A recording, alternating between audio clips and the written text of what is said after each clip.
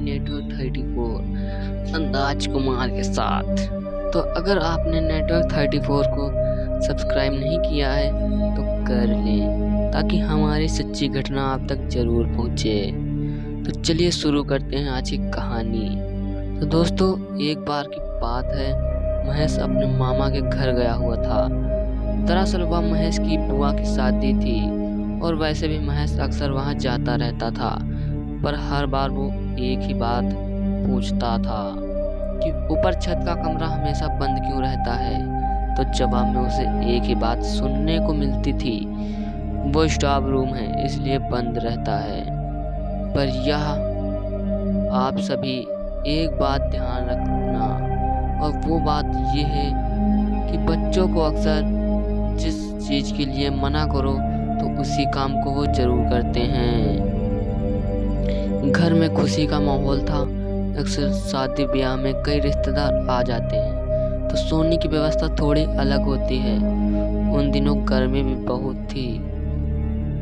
पहली रात महेश ने जैसे तैसे नीचे गुजार ली, पर उसका मन अभी भी वही था। अगर ऊपर का कमरा खुला होता तो अपने दोस्तों के साथ ऊपर सो जाता। दूसरे दिन मामा को घर से बाहर जाना पड़ा, तो महेश ने चुपचाप मम्मी से चाबी ये कहकर ली कि मामा ने कहा है कुछ सामान है जो निकालना है। मम्मी इतनी बिजी थी कि काम के चक्कर में भूल गई और चाबी महेश को दे दी। महेश चाबी लेकर तो बहुत खुश था, ये नहीं जानता था कि वो क्या करने जा रहा है। आखिर गलती उसकी भी नहीं थी, बच्चे अक्सर ऐसा ही करते हैं।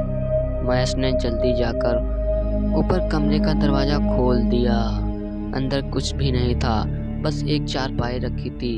वो पूरा कमरा बाहर के मुताबिक हल्का ठंडा था, जबकि बाहर तेज धूप थी। महेश ने अपने दोस्तों के साथ पूरा दिन उसी कमरे में रहा। कई बार तो उसके दोस्तों ने बताया कि खिड़की बार बार बंद क्यों हो जाती है, तो महेश ने कहा कि हवा से हो रहा होगा। धीरे धीरे रात घिरने लगी और महेश नीचे चला गया ये चेक करने की मामा तो पता नहीं चल गया, पर मामा तो रिश्तेदार के पीछे लगे थे।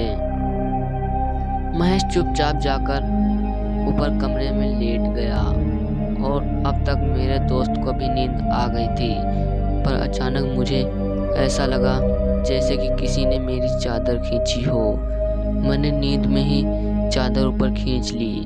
मैं जानता था वो मेरे दोस्त हैं और मेरे साथ खेल रहे हैं। मैं चुपचाप लेट गया, यह बोलकर कि परेशान मत करो वरना मामा आ जाएंगे।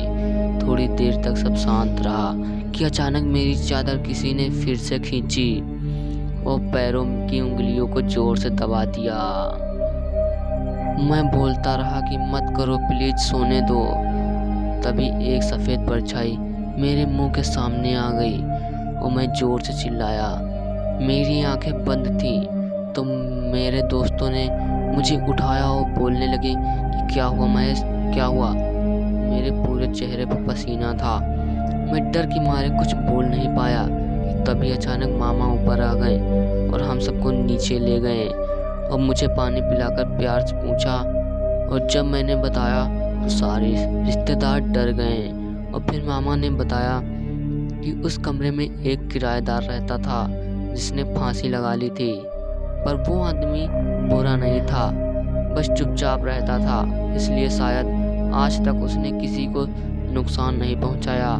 ये किस्सा हमारे साथ भी हो चुका है, इसलिए हमने वहां ताला लगाया हुआ था ताकि कभी कुछ गलत ना हो जाए। दोस्तों, इसके बाद मामा ने शादी हो जाने के बाद रिश्तेदारों के कहने पर वो कमरा तोड़वा दिया और उसका सारा मलबा शमशान में फेंकवा दिया।